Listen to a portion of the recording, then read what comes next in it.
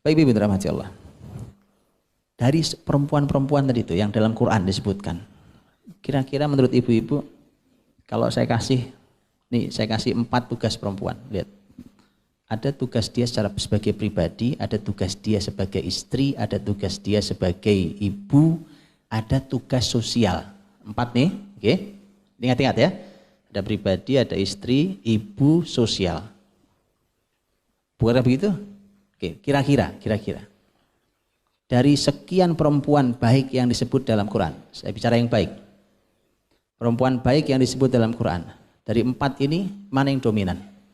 Yang paling banyak disebut yang kiprah yang mana? Ya. Sebagai apa? Sebagai ibu? Sebagai ibu. Betul? Sebagai ibu.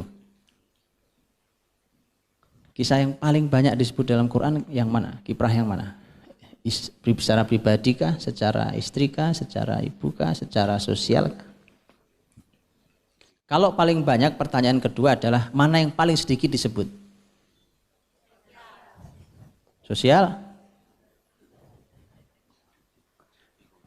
Oke, yang paling banyak apa? Ada yang istri, ada yang ibu.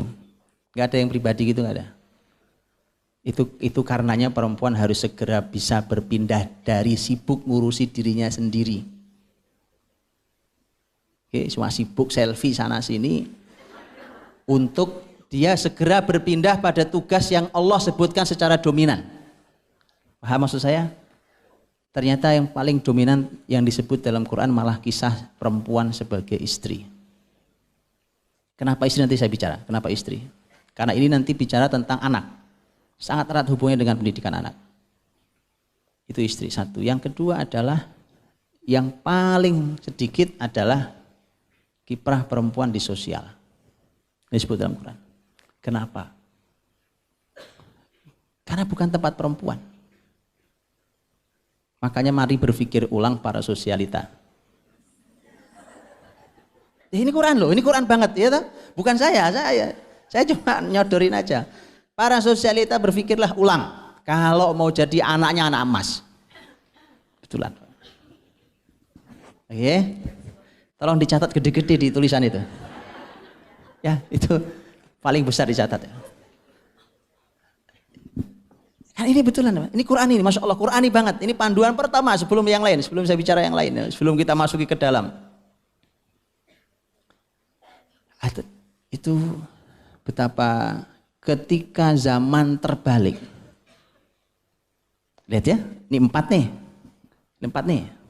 Ketika peringkat satunya istri, kemudian ibu, kemudian pribadi paling kecil sosial. Ketika 2 yang terbesar tergeser oleh 2 yang terkecil, kayak hari ini zaman yang terjadi. Anak-anak tuh ya kayak sekarang ini tuh. Anak-anak rusak hari ini. Itu faktornya ini. 2 yang dominan itu digeser oleh 2 yang kecil. 2 yang dominan adalah istri dan ibu, digeser oleh sibuk ngurusi pribadi dan sosial. Ini perempuan, saya bicara perempuan. Urusan laki-laki besok, saya bilang besok. Itu urusan lain lagi ceritanya. Saya bersyukur pertemuan yang kali ini dipisah laki dan perempuan. Saya ngomongnya bisa belak-belakan. Kalau ada bapak, ada perempuan, saya timbang-timbang, Bu. Karena begitu pulang berantem masalahnya. Iya kan? Oh ini aja pulang pakai berantem juga. Berantem. Diskusi maksud saya itu baik. Diskusilah di rumah dengan suami. Oke? Itu pesan pertama kali sebelum yang lain nih. Harus tahu dulu di mana peran dominan sebenarnya. Nah, muncul pertanyaan. Mengapa kok istri? Bayangan saya tadinya semula juga ibu. Begitu dicek, loh kok bukan ibu ya? Kenapa istri? Maka menjadi begini, Bu. Ini kalimat kesimpulan saya, wallahu alam. Nah, kesimpulannya. Bahwa kalau wanita mengambil peran istri dengan maksimal, maka itu akan sangat membantu peran dia sebagai ibu. Saya ulangi, Pak. Oke. Kalau dia maksimal perannya sebagai istri, maka itulah yang akan membantu luar biasa ketika dia berperan sebagai ibu.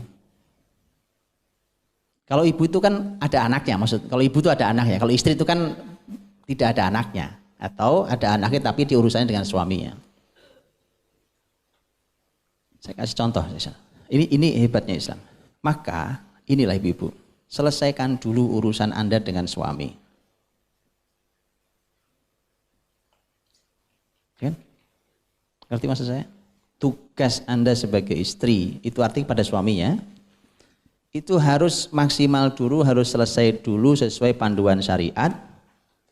Baru kemudian anak-anak itu, kalau sudah bicara anak, posisi sebagai ibu, posisi ibu akan sangat terbantu dengan posisi Anda yang maksimal dan baik sebagai istri. Mengapa begitu? Mengapa begitu? Nomor satu, jawabannya begini, Bu. Karena Rasul ketika bicara tentang suami dan istri, Rasul berkata kepada seorang wanita tentang suaminya, kata Nabi, huwa jannatuki wa naruki. Suamimu itu adalah surgamu atau nerakamu. Sekarang bukankah selama ini kita menyebut sebagai rumahku? Itu. Anda tahu sekarang kuncinya? Rumahku, surgaku. Itu yang kita mau. Kalau rumahku, nerakaku, pantesan pada gak mau pulang, Bu. Siapa yang mau pulang ke neraka? Kan gak ada yang mau. Tapi kalau rumah itu surga, siapa yang gak mau pulang? Di luar tuh gak betah, gak akan betah. Itu kenapa Rasul juga mengatakan salah satu kunci rumah baik adalah wal yasa'uka baituka. Hendaknya rumahmu cukup untuk menampungmu, cukup lapang untuk menampungmu. Cukup lapang untuk menampungmu, mungkin bermakna fisik, mungkin. Kalau anaknya 10 kan harus berpikir kamar kan, berapa kamarnya. Beda dengan anak cuma 1. Tapi bukan hanya itu. Rumah yang lapang itu rumah yang kita betah di dalamnya. Jadi betah di rumah itu konsep parenting nubuah. Keluarga kenabian menyampaikan itu. Makanya salah satu tolak ukur rumah tangga itu surga atau tidak surga atau neraka adalah Anda betah apa enggak di rumah itu.